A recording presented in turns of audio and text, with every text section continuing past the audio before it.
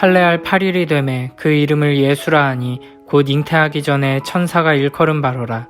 모세의 법대로 정결 예식의 날이 차매 아기를 데리고 예루살렘에 올라가니 이는 주의 율법에 쓴 바 첫 해에 처음 난 남자마다 주의 거룩한 자라 하리라 한 대로 아기를 주께 드리고 또 주의 율법에 말씀하신 대로 산 비둘기 한 쌍이나 혹은 어린 집비둘기 둘로 제사하려 함이더라.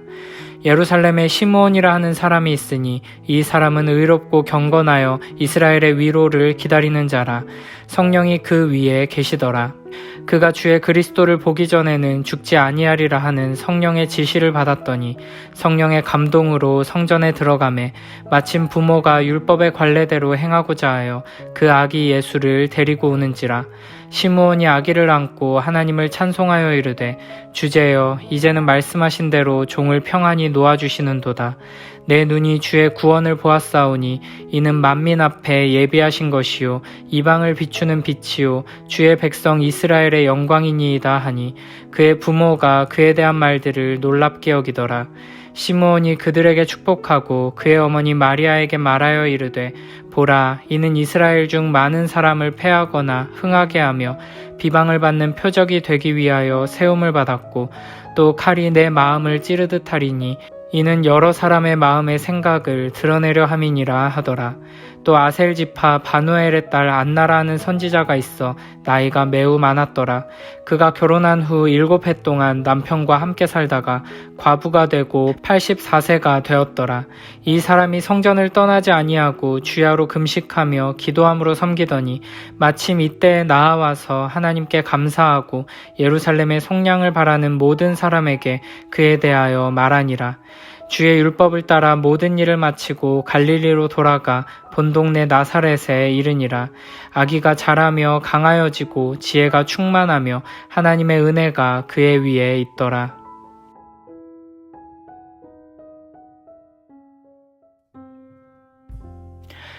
세례 요한이 난지 8일이 되어 할례 받으면서 이름을 정한 것처럼 아기 예수도 난지 8일이 되어 율법에 정한 대로 할례를 하면서 그 이름을 예수라고 정했습니다. 이 이름은 하나님께서 천사를 통해 주신 이름입니다. 요셉이나 집안의 어른들이 아니라 하나님께서 아기의 이름을 친히 지어주심으로써 이 아기가 마리아를 통해 태어난 사람의 아들이면서 동시에 하나님의 아들임을 보여주고 있습니다. 22, 23절에서는 아기 예수의 부모가 모세의 법대로 정결 예식을 행하기 위해 예루살렘으로 갔다고 말합니다. 이들은 아기를 낳은 여인에게 명령된 정결 예식과 한 집안의 장자로 태어난 아이에게 명령된 제사를 위해 예루살렘으로 향했습니다. 이를 통해 우리는 마리아와 요셉이 하나님의 율법을 철저하게 지키는 경건한 사람들이었다는 것을 알게 됩니다. 사실 마리아와 요셉이 율법을 철저하게 지키는 모습은 아름답고 당연한 모습입니다. 그러나 하나님의 말씀이신 그리스도께서 율법의 주인이신 그분께서 율법을 지키시는 모습은 이상하고 놀라운 장면입니다. 갈라디아서 4장 4절부터 5절에서 이렇게 말씀하십니다. 때가 차매 하나님이 그 아들을 보내사 여자에게서 나게 하시고 율법 아래에 나게 하신 것은 율법 아래에 있는 자들을 속량하시고 우리로 아들의 명분을 얻게 하려 하심이라. 아멘. 예수님께서는 율법 아래에 매여 그 율법으로 말미암아 정죄받아 죽을 수밖에 없는 죄인인 우리를 위해 친히 율법 아래 나셔서 모든 율법을 완성하시고 우리를 구원해 주셨습니다. 23절에서는 주님의 부모들이 율법에 말씀하신 대로 비둘기로 제사하려 한다고 말합니다. 보통의 제사는 소나 양이나 염소를 드리지만 율법은 가난한 자들을 위해 비둘기로 제물을 드릴 수 있도록 명령하고 있습니다. 그러니까 주님의 부모들은 보통 사람들이 드리는 제물을 드리지 못할 정도로 가난한 처지에 있었다는 것입니다. 이는 우리 주님께서 우리를 위해 얼마나 낮은 곳으로 오셨는지를 보여주는 장면입니다. 고린도후서 8장 9절에서는 이렇게 말씀하십니다. 우리 주 예수 그리스도의 은혜를 너희가 알거니와 부요하신 이로써 너희를 위하여 가난하게 되심은 그의 가난함으로 말미암아 너희를 부요하게 하려 하심이라. 아멘. 우리 주님께서는 가난한 우리를 부욕해 하시기 위해 친히 가난한 자가 되셨습니다. 우리를 위해 모든 것을 내어주신 그 놀라운 사랑으로 우리는 아무것도 가진 것 없는 가난하고 비참한 인생에서 모든 것을 가진 부요하고 복된 인생이 되었습니다. 그리고 예수 그리스도를 통해 이와 같은 은혜와 축복을 경험한 사람은 부요한 자로서 기꺼이 가난한 자들을 위해 자신의 모든 것을 내어주는 위대한 사랑의 삶으로 나아가게 됩니다. 우리의 삶이 이와 같은 참된 부요함을 맛보며 하나님의 영광을 드러내는 가난한 자를 부욕해 하는 삶으로 나아가게 되길 축복합니다. 누가복음 2장의 후반부에는 율법에 따라 정결 예식을 지키러 온 아기 예수를 만난 두 사람, 시므온과 안나가 등장합니다. 먼저 25절에서는 시므온을 소개합니다. 이 사람은 의롭고 경건하여 이스라엘의 위로를 기다리는 사람이며 성령이 그 위에 계시다고 말합니다. 또한 그는 성령을 통해 주의 그리스도를 보기 전에는 죽지 않는다는 말씀을 받은 사람입니다. 그래서 시므온은 평생 하나님께서 보내주실 메시아, 구원자를 보게 될 것을 소망하며 기다렸습니다. 그런데 마침 우리 주님의 부모가 정결 예식을 위해 성전에 들어옵니다. 그때 성령의 사람 시므온은 이 아기가 바로 하나님께서 약속하신 그 구원자라는 사실을 알아봤습니다. 27절에서는 주님의 부모가 아기를 데리고 성전으로 들어간 일이 성령의 감동으로 된 일이라고 말합니다. 세상 사람들은 이 일을 단순히 때마침 일어난 우연한 사건이라고 볼 수 있습니다. 그러나 성경은 분명히 이 모든 일이 성령 하나님의 역사하시는 손길 안에서 일어난 것이라고 말합니다.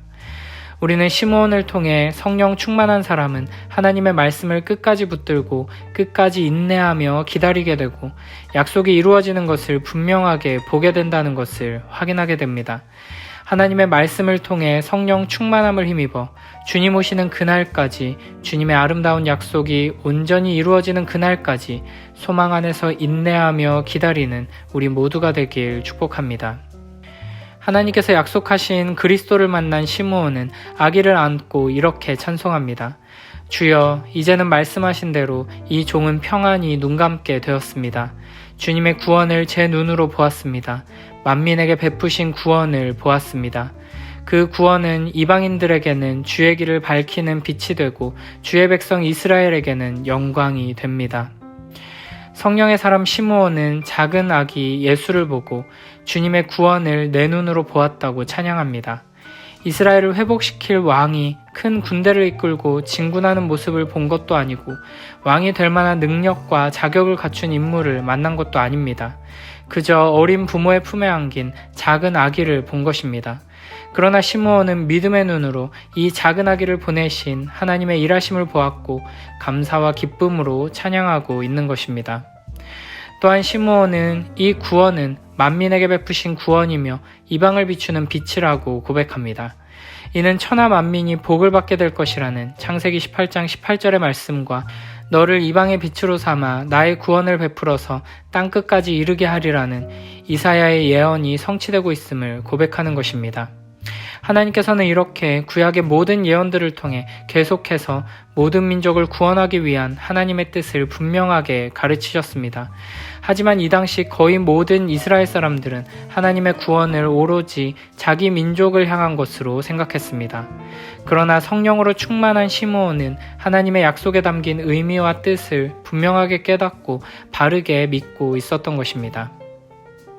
시므온의 이와 같은 찬양에 주님의 부모들은 그의 말들을 놀랍게 여깁니다. 그리고 시므온은 그들에게 축복하고 그의 어머니 마리아에게 이렇게 말합니다. 이 아기는 수많은 이스라엘 백성을 넘어뜨리기도 하고 일으키기도 할 뿐이십니다. 이 아기는 많은 사람들의 반대를 받는 표적이 되어 당신의 마음은 예리한 칼에 찔리듯 아플 것입니다. 그러나 그는 반대자들의 숨은 생각을 드러나게 할 것입니다. 놀랍게도 시므온은 예수 그리스도의 십자가 사역까지 예언합니다. 예수 그리스도의 구원은 단순히 이스라엘이라는 나라를 정치적으로 회복시키는 구원이 아니라 인간의 본질적인 죄와 부패함을 드러내게 될 것입니다. 그리고 예수 그리스도의 십자가 앞에서 예수님에 대한 반응으로 모든 사람이 넘어지거나 일으킴을 받거나 멸망하거나 구원받거나 둘 중 하나로 나뉘게 될 것입니다.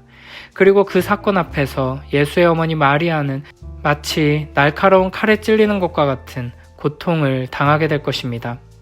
이런 식으로 하나님께서는 예수님의 어머니 마리아에게 계속해서 말씀을 주셔서 믿음으로 순종하며 사명을 감당하도록 이끄십니다. 천사를 통해 사가랴와 엘리사벳과 또 그들의 말을 통해 그리고 이제는 시므온을 통해 하나님께서 맡겨주신 영광스러운 사명을 믿음으로 순종하며 감당해낼 수 있도록 도우시는 것입니다. 하나님께서는 이렇게 우리를 사용하기 원하십니다. 하나님께서 우리를 사용하기 원하신다는 것은 우리에게 놀라운 축복을 부어주기 원하신다는 것과 같은 뜻입니다. 그래서 하나님께서는 우리가 믿음으로 순종하며 주님을 의지하도록 계속해서 우리에게 말씀하시고 또 말씀하십니다. 하나님께서는 아무런 대책 없이 우리를 고난과 위험으로 밀어넣으시고 믿음의 반응과 순종을 강요하시는 분이 아니십니다. 마리아를 위해 계속해서 말씀하시고 도울 사람들을 예비하신 것처럼 우리가 믿음으로 한 걸음 내딛고 더 큰 축복으로 나아가도록 하기 위해 하나님께서는 지금도 우리에게 말씀하고 계십니다. 매일매일 하나님의 말씀을 굳게 붙들고 하나님의 인도하심을 받아 위대한 믿음과 순종으로 나아가는 우리 모두가 되길 축복합니다.